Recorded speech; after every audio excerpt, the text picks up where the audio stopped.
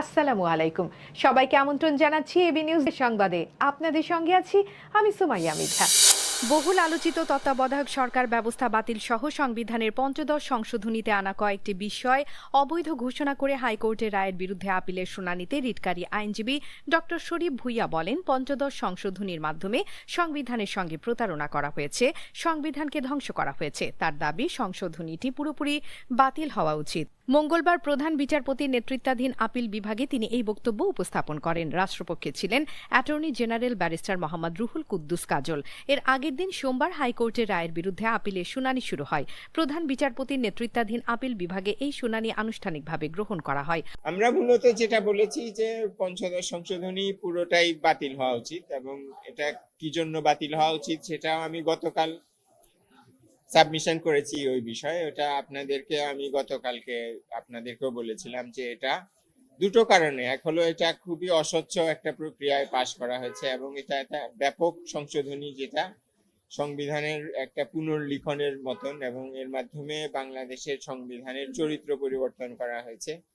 এটা এক ধরনের সংবিধানের সাথে প্রতারণা করা হয়েছে। কাজেই এই সংশোধনীটা যেহেতু পার্লামেন্ট এই ধরনের প্রক্রিয়ায় পাশ করেছে, এটা সর্বোচ্চ আদালত হিসাবে তাদের একটা সুস্পষ্ট এখানে অবস্থান নেওয়া উচিত জনগণের পক্ষে যে এই ধরনের সংশোধনী অসাংবিধানিক, যাতে করে ভবিষ্যতে বাংলাদেশে এই ধরনের সংশোধনী করা না হয় সংবিধানের।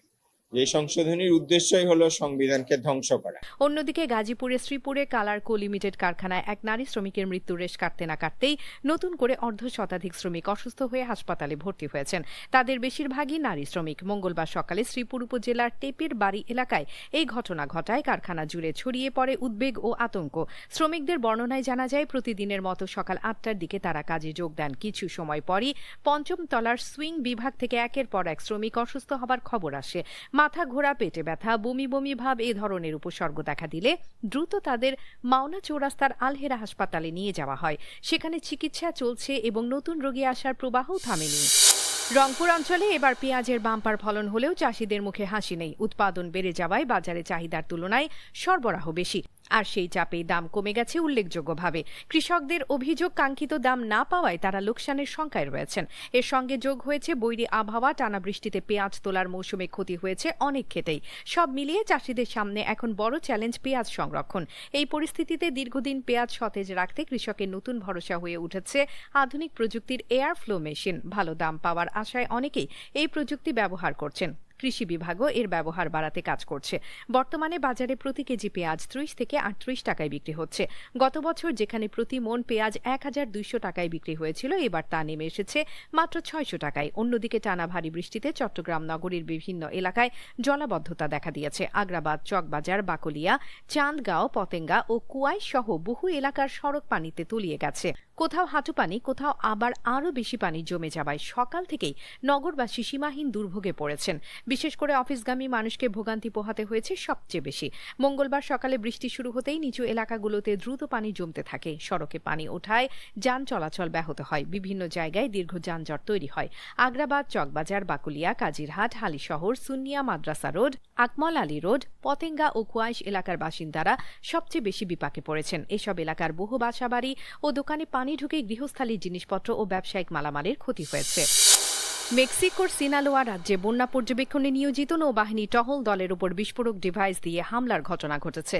নৌবাহিনী সদস্যদের উপর এই অতর্কিত হামলা দেশ জুড়ে উদ্বেগ বাড়িয়েছে। হামলার পরপরই পরিচালিত অভিযানে ১০ হামলাকারী নিহত হয় এবং আরও ৩ জনকে আটক করা হয়েছে বলে জানিয়েছে নৌবাহিনী। নৌবাহিনীর বিবৃতিতে বলা হয়েছে, এল রোজারিও পৌরসভায় নিরাপত্তা বাহিনীর উপর দ্বিতীয় হামলার চেষ্টাও প্রতিহত করা হয়েছে। প্রথম হামলায় ৩ নাবিক আহত হন। তাদের মধ্যে একজনের অবস্থা ছিল গুরুতর এবং পরে তিনি মারা যান। অন্য দুজন বর্তমানে আশঙ্কামুক্ত। বর্ষা মৌসুমের আগে নদী ও বাঁধের পানির স্তরের আকস্মিক বৃদ্ধি পর্যবেক্ষণ করছিলেন নৌবাহিনীর সদস্যরা। ঠিক সেই সময় বিস্ফোরক ডিভাইস দিয়ে তাদের উপর হামলা চালানো হয়। হামলার উদ্দেশ্য ও পেছনের সংগঠন সম্পর্কে এখনও আনুষ্ঠানিকভাবে কিছু জানায়নি কর্তৃপক্ষ।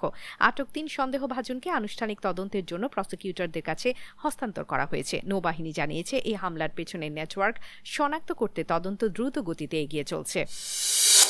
রোববার ইরানের শীর্ষ ধর্মীয় ব্যক্তিত্ব আয়াতুল্লাহ জাফর সোবহানি শহীদ নেতা আয়াতুল্লাহ আলী খামেনি তার জামাতা ডক্টর মেজবা উল হুদা বাঘিরি কানি মেয়ে জাহরা হাদ্দাদ আদেল 14 মাস বয়সী নাতনি জাহরা মোহাম্মদী গোল পায়গানি এবং সাইয়েদে বুশরা হোসেইনির জানাজার নামাজে ইমামতি করেন। কোমের পবিত্র জামকারান মসজিদে এই জানাজায় লাখো মানুষের উপস্থিতি দেশটির শোকাবহ পরিস্থিতিকে আরও গভীর করে তোলে। জানাজার আগের দিন বিকেল থেকেই দেশের বিভিন্ন প্রান্ত থেকে মানুষ কোমে আসতে শুরু করে। ভোর হওয়ার আগেই জামকারান মসজিদের প্রাঙ্গণ ও আশপাশের এলাকা লোকে লোকারণ্য হয়ে যায়। মঙ্গলবার কোমে জানাজার পর একটি শোক র্যালি অনুষ্ঠিত হবে। এরপর বুধবার মরদেহ ইরাকের নাজফে ইমাম আলীর মাজার, কারবালায় ইমাম হুসাইন রাদিয়াল্লাহু তাআলা আনহুয়ের মাজার এবং হযরত আব্বাসের মাজারে নেওয়া হবে। আগামী 9 জুলাই মাশহাদে ইমাম রেজা আব্দুল্লাহ আলাইহি ওয়া তাআলা এর পবিত্র মাজার প্রাঙ্গণে তাকে দাফন করা হবে।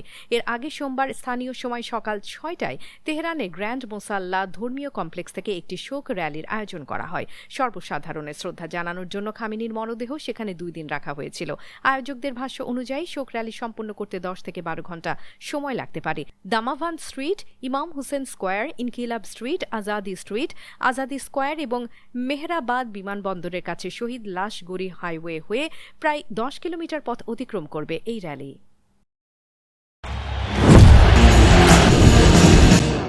ডিফেন্ডিং চ্যাম্পিয়ন আর্জেন্টিনা যখন শেষ 16 ম্যাচের প্রস্তুতিতে ব্যস্ত, ঠিক সেই সময় নরওয়ের কাছে হেরে একই রাউন্ড থেকে বিদায় নিয়েছে চিরপ্রতিদ্বন্দ্বী ব্রাজিল।